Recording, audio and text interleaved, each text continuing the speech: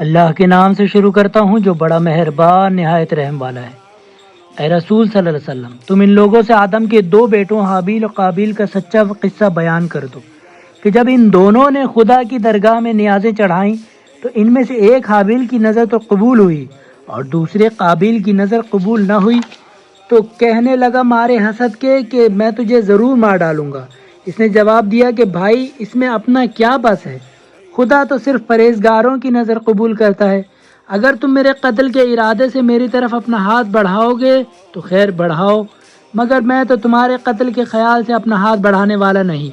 کیونکہ میں تو اس خدا کا جو سارے جہان کا پالنے والا ہے ضرور ڈرتا ہوں۔ میں تو ضرور یہ چاہتا ہوں کہ میرے گناہ اور تیرے گناہ دونوں تیرے سر جائیں، تو اچھا خاصا جہنمی بن جائے، اور ظالموں کی تو یہی سزا ہی ہے۔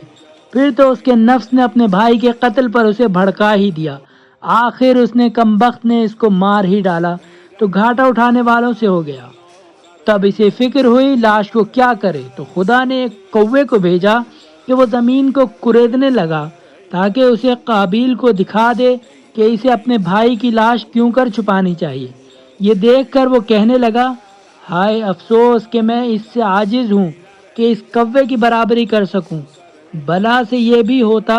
تو اپنے بھائی کی لاش چھپا دیتا۔ الغرض وہ اپنی حرکت سے بہت پچھتایا